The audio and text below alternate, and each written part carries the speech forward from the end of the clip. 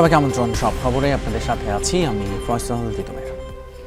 জুলাই সনদ বাস্তবায়ন ইস্যুতে সংস্কার নয় সংশোধন হচ্ছে সংবিধান, আর এজন্য বিশেষ কমিটি গঠনের সিদ্ধান্ত হয়েছে, যেখানে থাকতে পারেন সরকার, বিরোধী দল, স্বতন্ত্র সংসদ সদস্য ছাড়াও বিশেষজ্ঞরা, জানিয়েছেন স্বরাষ্ট্রমন্ত্রী। তবে কমিটিতে সমান সংখ্যক সদস্য রাখার আহ্বান জানিয়েছেন বিরোধী দলীয় নেতা। এর আগে সংসদ অধিবেশনে জুলাই সনদ বাস্তবায়ন আদেশকে অন্তর্বর্তী সরকারের অন্তহীন প্রতারণার দলিল বলে মন্তব্য করেন স্বরাষ্ট্রমন্ত্রী। তবে এ নিয়ে সরকারের বিরুদ্ধে দ্বিচারিতার অভিযোগ করেছেন বিরোধী দলীয় সংসদ সদস্যরা। ধন্যবাদ মাননীয় স্পিকার। জুলাই জাতীয় সনদ বাস্তবায়ন ও সংবিধান সংস্কার পরিষদের অধিবেশন আহ্বান করা নিয়ে বিরোধী দলের মুলতবি প্রস্তাবের উপর নির্ধারিত 2 ঘণ্টার আলোচনা। শুরুতেই 62 বিধিতে দেয়া নোটিশের মুলতবি প্রস্তাব সংসদে উত্থাপন করেন বিরোধী দলীয় নেতা। মাননীয় সংসদ সদস্যকে ধন্যবাদ। আলোচনায় বিরোধী দলীয় সংসদ সদস্যরা বলেন, জুলাই অভ্যুত্থানের সময় আন্দোলনকারীরা সবাই সংবিধানের সংস্কার চেয়েছিল, সংশোধন নয়। কিন্তু সরকারি দল সংবিধান সংস্কার পরিষদের শপথ না নিয়ে নিজেদের ইশতিহারের অন্য কাজকে গুরুত্ব দিয়েছে। সরকার দলের সদিচ্ছার বিষয়ে তারা 2/3 মেজরিটি পেয়েছেন। তারা যদি আজকে সদিচ্ছা প্রকাশ করেন যে জুলাই সনদ বাস্তবায়ন আদেশ গণভোটকে তারা মেনে নেবেন, এটা নিয়ে আর কোনো প্রশ্ন কোথাও উঠবে না। আমরা তাদের কাছে সেই আহ্বানটাই। এই অভ্যুত্থানের পরে এই সংবিধানের কিছু অংশ ওনারা মেনেছেন, কিছু অংশ ওনারা মানেন নাই। বাংলাদেশের পার্লামেন্ট যারা দেখছেন তারা সিদ্ধান্ত নেবেন। যারা কখনো কখনো কনফর্মিস্ট, যারা কখনো কখনো রিফর্মিস্ট, তারা মূলত হচ্ছে অপরচুনিস্ট। আমরা যেন সংস্কারের কথাটা মাথায় নিতে পারছি না। আমরা সংস্কারের পরিবর্তে এখন আমরা সংশোধনের দিকে যাচ্ছি। আমরা তো এই সংশোধনের জন্য আমাদের ছেলেরা, আমাদের তরুণ যুবকরা, আমাদের জনতারা কাজ করে নাই। জবাবে সরকার সমর্থক সংসদ সদস্য আন্দালিব রহমান পার্থ বলেন, জুলাই সনদ নিয়ে নয়, এর বাস্তবায়ন প্রক্রিয়া নিয়ে সরকারের আপত্তি।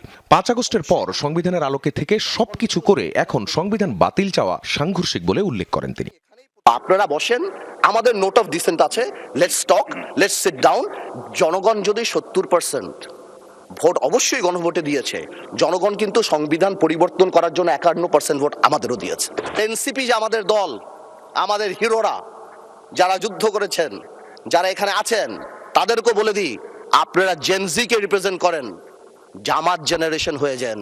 স্বরাষ্ট্রমন্ত্রী সালাউদ্দিন আহমদ বিরোধী দলের সংসদ সদস্যদের তোলা পয়েন্টগুলো খুঁটিয়ে খুঁটিয়ে ব্যাখ্যা করেন, তুলে ধরেন সাংবিধানিক দিকগুলো। রাষ্ট্রপতিকে দিয়ে এখতিয়ারের বাইরে আদেশ জারি করিয়ে অন্তর্বর্তী সরকার প্রতারণা করেছে বলে সংসদকে জানান তিনি।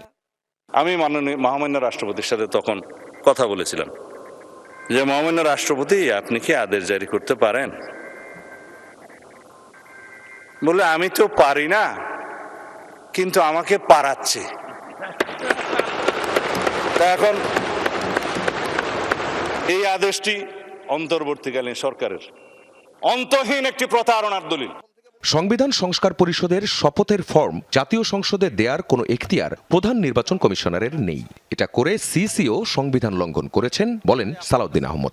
প্রধান নির্বাচন কমিশনারের অফিস থেকে এই ফর্ম এখানে জাতীয় সংসদে দেওয়ার এখতিয়ার প্রধান নির্বাচন কমিশনার নাই। তিনি শপথ নিয়েছেন তফসিল 148 অনুচ্ছেদের অনুবলে তফসিল 3-এ সংবিধান সংরক্ষণের জন্য তিনি শপথ নিয়েছেন। তিনি শপথ ভঙ্গ করেছেন, সংবিধান লঙ্ঘন করেছেন। তবে জুলাই জাতীয় সনদটি অক্ষরে অক্ষরে বাস্তবায়নের প্রতিশ্রুতি আর প্রতিজ্ঞার কথা জানান স্বরাষ্ট্রমন্ত্রী। প্রস্তাব করেন সংবিধান সংশোধনের জন্য বিশেষ কমিটি করার। করে ফেলা হয়েছিল। বিরোধী দলীয় নেতার আহ্বান, সমান সংখ্যক সদস্য নিয়ে কমিটি করতে হবে। একটা কমিটি আপনি যদি উত্তম মনে করেন আপনি করে দিতে পারেন, তবে সেখানে আমাদের আহ্বান থাকবে যে 2 দিক থেকেই সমান সংখ্যক সদস্য নিয়ে যেন ওই কমিটি গঠিত হয়। তাইলে আমরা সেখানে আমাদের মতামত সুন্দরভাবে দিতে পারবো। এখানে সংখ্যাগরিষ্ঠতার ভিত্তিতে যদি কোনো কমিটি গঠন হয়, তাহলে এখন যেমন এখানে ডিবেট হচ্ছে, তখনও সেখানে ডিবেট হবে। যে লাউ সেই কদুতেই থেকে যাবে, অন্য কোনো ফল আমরা এখান থেকে আহরণ করতে পারবো না। আইনমন্ত্রী বলেন, সংসদ নেতা জুলাই সনদ ধারণ করেন বলেই ডেপুটি স্পিকার বিরোধী দল থেকে দেওয়ার প্রস্তাব করেছিলেন। পরে সংবিধান সংশোধনে কমিটি গঠনের সিদ্ধান্তের মধ্য দিয়েই শেষ হয় সংসদে জুলাই জাতীয় সনদ সংবিধান সংস্কার ইস্যুটি। আখলাকুস সাফা, যমুনা নিউজ, ঢাকা। সংবিধান সংশোধনে কমিটি গঠন নিয়ে বিরোধীরা একমত। আইনমন্ত্রী এমন বক্তব্য পুরোপুরি ঠিক নয় বলে জানিয়েছেন বিরোধী দলীয় নেতা ডাক্তার শফিকুর রহমান। সংসদ অধিবেশন মুলতবি শেষে ব্রিফিংয়ে কথা বলেন তিনি। বলেন সংসদে আইনমন্ত্রী তাকে মিসকোট করেছেন। সংবিধান সংশোধনের কমিটি নয়, সংবিধান পরিষদের কমিটি হলে সেখানে সমান সংখ্যক প্রতিনিধিত্ব চান তারা। আর স্বরাষ্ট্রমন্ত্রী সালাউদ্দিন আহমদ জানান, জুলাই জাতীয় সনদ বাস্তবায়ন এবং রাষ্ট্র কাঠামো মেরামতের লক্ষ্যে জাতীয় সংসদে প্রতিনিধিত্বকারী সকল রাজনৈতিক দল এবং স্বতন্ত্র সংসদ সদস্যদের সমন্বয়ে একটি সংবিধান সংশোধন বিশেষ সংসদীয় কমিটি গঠিত হবে।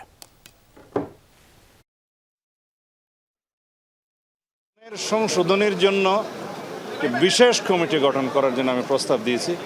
সরকারি দল, বিরোধী দল, স্বতন্ত্র সদস্য সহ সবাই।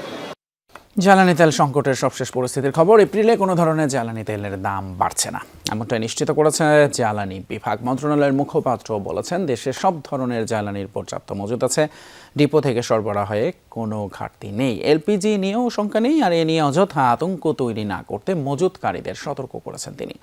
জানান, অবৈধভাবে মজুত করা প্রায় 3 লাখ টন জ্বালানি উদ্ধার করা হয়েছে, কারাদণ্ড দেয়া হয়েছে 19 জনকে। এছাড়া এই সপ্তাহের মধ্যেই নির্দিষ্ট যানবাহনের জন্য ফুয়েল কার্ড দেওয়ার পরিকল্পনা রয়েছে সরকারের। তবে এই কার্ড বিতরণ জটিল বলে খুব অল্প সময়ে সব গাড়িকে দেওয়া সম্ভব নয় বলেও জানিয়েছেন জ্বালানি বিভাগের যুগ্ম সচিব মনির হোসেন চৌধুরী। দুপুরে সচিবালয়ে জ্বালানি পরিস্থিতি নিয়ে ব্রিফিংয়ে জানান, মঙ্গলবার পর্যন্ত 1,28,939 metric ton diesel, 7,940 metric ton octane এবং 11,431 মেট্রিক টন পেট্রোল মজুদ আছে। এছাড়াও জেট ফুয়েলেরও পর্যাপ্ত মজুদ রয়েছে। জানান, গত বছর ডিপোগুলোতে যে পরিমাণ জ্বালানি দেওয়া হয়েছিল, এই বছরও সেই পরিমাণ দেওয়া হচ্ছে, তাই মজুদ করে রাখার জন্যই কৃত্রিম সংকট তৈরি হচ্ছে। আমাদের সম্পূর্ণ প্রস্তুতি আছে। আমরা রাত দিন পরিশ্রম করছি যাতে জ্বালানি সেক্টরে কোনো রকম সমস্যা তৈরি না হয়, আমরা যাতে মানুষকে শান্তি দিতে পারি। সাপ্লাই চেইনে যা যা করা দরকার, যেটুকু ডিজেল প্রতি মাসে চাহিদা, যেটুকু অক্সিজেন প্রতি মাসে চাহিদা, সেটা কিভাবে নিশ্চিত করা যায় আমরা কাজ করছি। অন্যদিকে বাস্তবতা হচ্ছে, রাজধানীতে দিনের প্রায় অর্ধেকটা সময় বেশিরভাগ পেট্রোল পাম্পেই জ্বালানি না থাকায় সরবরাহ বন্ধ থাকছে। ডিপো থেকে তেল নিয়ে আসলে পরিস্থিতি কিছুটা স্বাভাবিক হয়, কিন্তু ততক্ষণে ভোগান্তিতে থাকেন চালকেরা। পাম্প সংশ্লিষ্টরা জানিয়েছেন, তেলের সম্ভাব্য মূল্য বৃদ্ধির গুঞ্জন ছড়িয়ে পড়ায় তেল মজুত করার প্রবণতা তৈরি হয়েছে। এদিকে রাজধানী যাত্রাবাড়ি, শনিরাখড়া সহ এদিককার অধিকাংশ পেট্রোল পাম্পে নেই পেট্রোল। কোনো কোনো পাম্প বড় করে লিখে রেখেছে অকটেন নেই। দিনভর অলস সময় পার করছেন স্টাফরা। জানান, তেল ভরতে ডিপোতে সিরিয়ালে তাদের গাড়ি। পেট্রোল, অকটেনের পাশাপাশি সেখানেই ডিজেলেরও সংকট রয়েছে। এই অবস্থায় রাজধানীতে প্রেস ব্রিফিং করে পেট্রোল পাম্প মালিকরা অভিযোগ করেন, ডিপো থেকে চাহিদা মতো জ্বালানি তেল মিলছে না, আর এই কারণেই রাত 8টা থেকে সকাল 7টা পর্যন্ত পাম্প বন্ধ রাখতে চান তারা। নাগরিকদের তেলের মজুত না করার অনুরোধ পাম্প মালিকদের। ওনারা বললো যে তেলের গাড়ি আমরা পাঠাইতেছি, তেলের গাড়ি আসলে আনলোড করার পরে তারপর 12টা বা 1টার ভিতরে আপনারা তেল পাইবে। একজন বাইকার বললো, ভাই এখানে নাকি তেল দিচ্ছে, পরে আসলাম এই 500 টাকা তেল দিল। এসে দেখছেন আমার অকটেন কিন্তু 1 ফোঁটাও নাই, তখন কিন্তু হাওয়া ধরছে। আমার যতক্ষণ আছে আমি ততক্ষণ দিয়ে যাব। 3টে পাম্প ঘোরার পরে আমি এয়ারপোর্টের পাম্পে আইসা এখানে সিরিয়াল দিছি, 1 নম্বরে আছি, আমার পিছনে 150 গাড়ি আছে। রাজধানীর খিলক্ষেত এবং দক্ষিণ খান এলাকায় 4টি যৌথ অভিযানে প্রায় 3000 লিটার মজুতকৃত অবৈধ ডিজেল এবং অকটেন উদ্ধার করেছে যৌথ বাহিনী। সকাল থেকে দুপুর পর্যন্ত জাতীয় গোয়েন্দা সংস্থা NSI এর তথ্যে এই অভিযান পরিচালিত হয়। এ সময় 2550 লিটার ডিজেল এবং 245 লিটার অকটেন সহ মোট 2795 লিটার জ্বালানি তেল জব্দ করা হয়। এ সময় অবৈধ মজুদের অভিযোগে 4 অসাধু ব্যবসায়ীকে আটক করা হয়। আটককৃতরা হলেন কামরুল ইসলাম, ইসমাইল মিরাজ এবং জিতু খান। অভিযোগ রয়েছে, বর্তমান পরিস্থিতিতে তারা অবৈধভাবে তেল মজুত করে বাজারে কৃত্রিম সংকট তৈরি করছিলেন এবং সাধারণ ভোক্তাদের কাছে চড়া মূল্যে বিক্রি করে আসছিলেন। আটককৃতদের বিরুদ্ধে আইনানুগ ব্যবস্থা নিতে তাদের পুলিশ হেফাজতে পাঠানো হয়েছে।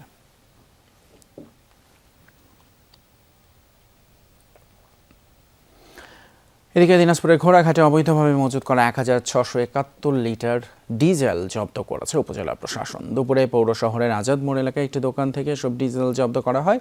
উপজেলা নির্বাহী কর্মকর্তা জানান, জ্বালানি সংকটের মধ্যে অবৈধ মজুত ঠেকাতে সারা দেশে অভিযান চলমান রয়েছে।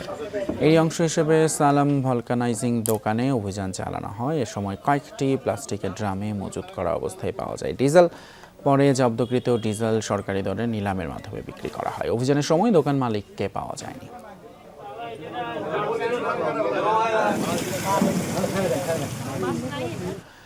জ্বালানি সংকট সামাল দিতে শিক্ষা প্রতিষ্ঠানে 3 দিন ছুটি এবং 3 দিন শিক্ষার্থীদের সশরীরে উপস্থিতির প্রস্তাব করেছে মন্ত্রণালয়। জ্বালানি বিভাগের এই ধরনের প্রস্তাব নিয়ে চলতি সপ্তাহে মন্ত্রিসভায় আলোচনা হওয়ার কথা রয়েছে।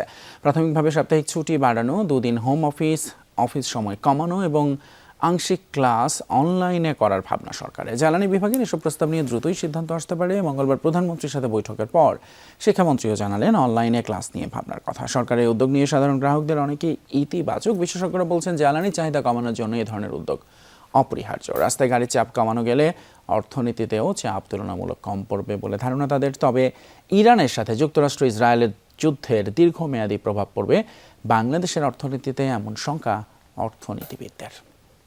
শিক্ষা প্রতিষ্ঠান কিছুটা করা, তারপরে হচ্ছে অড ইভেন নাম্বার, উনি যেগুলো বলছে এগুলো কিন্তু আমরাও লিখেছি, এগুলো উই আর সিরিয়াসলি কনসিডারিং। রাস্তায় গাড়ি ঘোড়া যদি কমিয়ে দিতে পারি আমি, এবং এসেনশিয়াল সার্ভিসগুলো যদি আমি চালু রাখি, অর্থাৎ আমার তো মালামাল পরিবহন করতে হবে, সেগুলোকে আমাকে প্রায়োরিটি দিতে হবে। অফিস চলাচল কমিয়ে আনলে আমাদের এখানকার চাহিদাটা একটু কমে যাবে। স্বাস্থ্যকর্মীদের কর্মবিরতি এবং সেই সময়ে টিকার সংকটের কারণে হামের প্রকোপ ছড়িয়েছে। প্রাথমিক অনুসন্ধানে এটা জানা গেছে বলে জানিয়েছে স্বাস্থ্য সেবা বিভাগের সচিব কামরুজ্জামান চৌধুরী। রাজশাহী মেডিকেল কলেজ হাসপাতাল পরিদর্শন শেষে সাংবাদিকদের সাথে কথা বলেন তিনি। সচিব আরও জানান, সংক্রমিত এলাকাগুলো চিহ্নিত করে হার্ড ইমিউনিটি তৈরির জন্য শিগগিরই ভ্যাকসিন কার্যক্রম শুরু করা হবে। হামের নতুন ভ্যারিয়েন্ট আছে কিনা তা খতিয়ে দেখতে কাজ করছে বিশেষজ্ঞ টিম। এর আগে সকালে হাসপাতালের বিভিন্ন বিভাগের প্রধানদের সাথে মতবিনিময় করেন স্বাস্থ্য সেবা বিভাগের সচিব এবং স্বাস্থ্য অধিদপ্তরের ডিজি। হস্তান্তর করেন 3টি ভেন্টিলেটর মেশিন। সম্প্রতি রাজশাহী মেডিকেল কলেজ হাসপাতালে আইসিইউ ভেন্টিলেটরের অভাবে শিশুদের মৃত্যুর ঘটনায় ক্ষোভ জানিয়েছিলেন স্বাস্থ্যমন্ত্রী। আমাদের স্বাস্থ্যকর্মীরা একসময় ছোট ছোট আন্দোলন করেছিল, কর্মবিরতি করেছিল। আমাদের টিকারও তখন কিছু সংকট তৈরি হয়েছিল। প্রাইমারি ইনভেস্টিগেশনে বলে যে ওই গ্যাপগুলোর কারণে এটা ছড়িয়েছে। স্ট্র্যাটেজি নিচ্ছি যে রিং করে ওই এলাকাগুলোতে আমরা হার্ড ইমিউনিটি তৈরি করার জন্য ভ্যাকসিনের কার্যক্রম সহসাই শুরু করব। বিগত 15 বছরে সারা দেশে যত ক্রসফায়ার হয়েছে এবং তার তালিকা করতে তদন্ত সংস্থাকে নির্দেশ দিয়েছেন ট্রাইব্যুনালের চিফ প্রসিকিউটর। 1/11 গুম খুনের কুশীলভ, ক্রসফায়ার এবং শাপলা চত্বর হত্যাকাণ্ডে জড়িত কাউকেই ছাড় দেওয়া হবে না বলেও জানান চিফ প্রসিকিউটর। বলেন, শাপলা চত্বর হত্যাকাণ্ডে শেখ হাসিনা ছাড়াও তৎকালীন পুলিশ এবং র্যাবের ঊর্ধ্বতন কর্মকর্তার বিরুদ্ধে তদন্ত শেষ পর্যায়ে দ্রুতই প্রতিবেদন দাখিল করা হবে। এদিন এই মামলায় পুলিশের সাবেক ডিআইজি আব্দুল জলিল মণ্ডলকে গ্রেপ্তার দেখানো হয়। শাপলা চত্বর হত্যাকাণ্ডে তার সরাসরি সম্পৃক্ততা রয়েছে বলে জানায় প্রসিকিউশন। এদিন 2015 সালে বরিশালে ছাত্রদল নেতা কবির হোসেন ও টিপু হাওলাদারকে পুলিশ হেফাজতে ক্রসফায়ার হত্যা মামলায় শেখ হাসিনার ফুফাতো ভাই আব্দুল হাসানাত আবদুল্লাহ সহ 4 জনের বিরুদ্ধে অভিযোগ আমলে নেয় ট্রাইব্যুনাল। পলাতক 2 জনের বিরুদ্ধে গ্রেপ্তারি পরোয়ানা জারি করা হয়েছে। এদিকে সারা দেশে জুলাই হত্যাকাণ্ডের ঘটনায় করা সব মামলার তথ্য নিচ্ছে ট্রাইব্যুনালের প্রসিকিউশন। মামলাগুলোর অভিযোগ যাচাই বাছাই করা হবে। মামলা বাণিজ্যে জড়িতদের বিরুদ্ধে ব্যবস্থা নেওয়া হবে। বাংলাদেশের নতুন নির্বাচিত সরকারের সঙ্গে ঘনিষ্ঠভাবে কাজ করার অপেক্ষায় আছে বিমস্টেক। সদস্য রাষ্ট্রের ইচ্ছে অনুযায়ী উদ্যোগগুলো এগিয়ে নিতে কাজ করবে আঞ্চলিক এই সংগঠনটি। ঢাকা বিশ্ববিদ্যালয়ের আন্তর্জাতিক সম্পর্ক বিভাগের আয়োজনে আঞ্চলিক সহযোগিতা তৈরি ও ভবিষ্যৎ গড়া শীর্ষক এক সেমিনারের আয়োজনে গণমাধ্যমে এমনটাই জানান সংগঠনটির মহাসচিব ইন্দ্রামানি পান্ডে। বলেন, এই অঞ্চলের স্থিতিশীলতা বজায় রাখতে রোহিঙ্গা সংকট সমাধান এবং জলবায়ু পরিস্থিতি মোকাবেলায় কাজ করবে সদস্য রাষ্ট্রগুলো। এ সময় বেশ কয়েকটি প্যানেলে আন্তর্জাতিক সম্পর্ক বিভাগের বিশেষজ্ঞরা শিক্ষার্থীদের বিভিন্ন প্রশ্নের উত্তর দেন। Bangladesh is our current chair. Climate change অবশ্যই একটি গুরুত্বপূর্ণ আঞ্চলিক চ্যালেঞ্জ।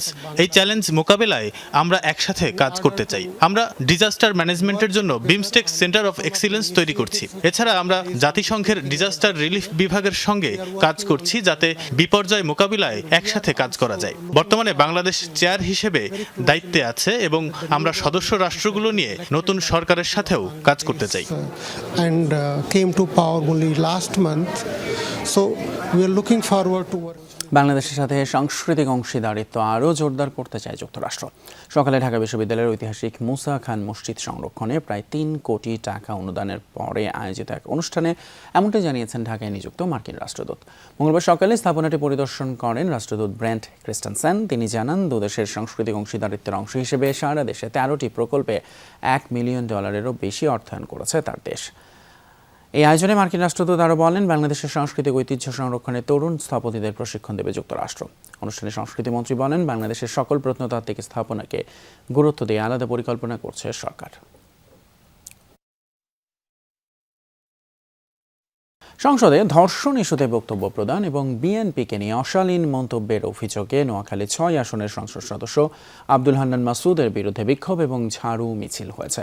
মঙ্গলবার বিকেলে হাতিয়া উপজেলার হর্নি ইউনিয়ন, পৌরসভা ও উপজেলা সদর সহ বিভিন্ন স্থানে এই কর্মসূচি পালন করে স্থানীয়রা। এ সময় বিভিন্ন স্লোগান দেন তারা। বলেন, একজন জনপ্রতিনিধির কাছে এমন দায়িত্বজ্ঞানহীন ও অশালীন বক্তব্য কখনোই প্রত্যাশিত নয়। সংসদে দেয়া বক্তব্যের জন্য আব্দুল হান্নান মাসুদকে জাতির কাছে নিঃশর্ত ক্ষমা চাওয়ার দাবি জানানো হয় এই বিক্ষোভ কর্মসূচি থেকে। মুন্সিগঞ্জের গজারিয়ায় পূর্ব শত্রুতার জেরে এক মুক্তিযোদ্ধাকে পিটিয়ে হাত পা ভেঙে দেওয়ার অভিযোগ উঠেছে নিষিদ্ধ ঘোষিত সংগঠন ছাত্রলীগের এক নেতার বিরুদ্ধে। মঙ্গলবার দুপুরে উপজেলার বালুয়াকান্দি বাস স্ট্যান্ড সংলগ্ন জিস্ট পলিটেকনিক ইনস্টিটিউটের সামনে এই ঘটনা ঘটে। পুলিশ এবং স্থানীয়রা জানায়, জমিজমা সংক্রান্ত বিরোধের জেরে স্থানীয় নাসিমুল মনির গ্রুপের সাথে বীর মুক্তিযোদ্ধা ওয়াহিদুজ্জামান নৈমুলের দীর্ঘদিনের বিরোধ। মঙ্গলবার এলাকায় জমি পরিমাপ করছিলেন ওয়াহিদুজ্জামান। এক পর্যায়ে ঢাকা চট্টগ্রাম মহাসড়কের দিকে গেলে 10 থেকে 12 জন দেশীয় অস্ত্র নিয়ে তার উপর হামলা করে। এ সময় কুপিয়ে ও পিটিয়ে ওয়াহিদুজ্জামানকে রাস্তায় ফেলে রেখে পালিয়ে যায় অভিযুক্তরা। পরে স্থানীয়রা থেকে উদ্ধার করে উপজেলা স্বাস্থ্য কমপ্লেক্সে নেয়। ভুক্তভোগী ওয়াহিদুজ্জামানের অভিযোগ, প্রতিপক্ষ খোকনের ছেলে তুহিন এবং তার ছোট ভাইয়ের নেতৃত্বে হামলা হয়েছে। এ বিষয়ে লিখিত অভিযোগ পেলে তদন্ত সাপেক্ষে আইনগত ব্যবস্থা নেওয়ার আশ্বাস পুলিশের। গাজীপুর সিটি কর্পোরেশন এলাকায় জলাবদ্ধতা নিরসন এবং পরিবেশ উন্নয়নে খাল খনন কার্যক্রম শুরু হয়েছে। মঙ্গলবার সকালে নগরীর চিলাই খালে মাটি কাটার মাধ্যমে এই কার্যক্রমের উদ্বোধন করেন সিটি কর্পোরেশনের প্রশাসক শওকত হোসেন সরকার। এ সময় 19টি খালের খনন কার্যক্রম উদ্বোধন করেন তিনি। বলেন, চিলাই খাল খননের মাধ্যমে পানির স্বাভাবিক প্রবাহ নিশ্চিত হবে। এছাড়া খালের দুপাশে সৌন্দর্য বৃদ্ধির জন্য ওয়াকওয়ে নির্মাণ এবং বৃক্ষরোপণ করা হবে। গাজীপুর সিটি কর্পোরেশনের অপরিকল্পিতভাবে যে ইন্ডাস্ট্রিগুলো গড়ে উঠেছে, সেখানে আমাদের যে সরকারি সম্পত্তি এবং কি আমাদের যে খালগুলো তারা দখল করেছে, এটাকে পুনরুদ্ধার করতে হবে।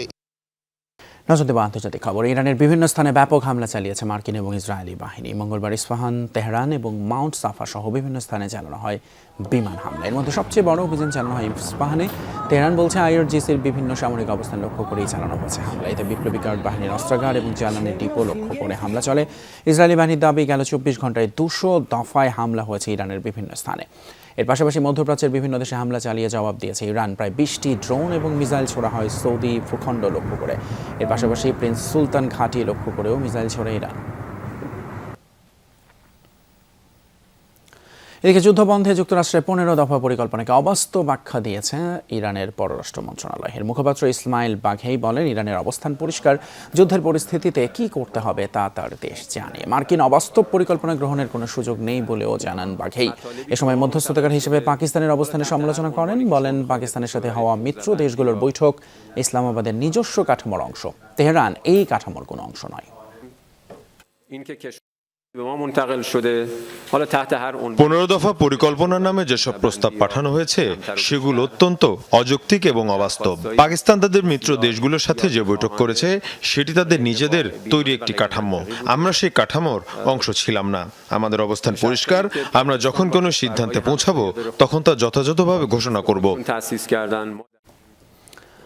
এদিকে আগামী কয়েকদিনের মধ্যেই যুদ্ধের গতি প্রকৃতি নির্ধারণ হবে, এমন মন্তব্য করেছেন মার্কিন প্রতিরক্ষা মন্ত্রী পিটার হেগসেথ। বিবৃতিতে তিনি দাবি করেন, পতনের খুব কাছাকাছি পৌঁছে গিয়েছে ইরান।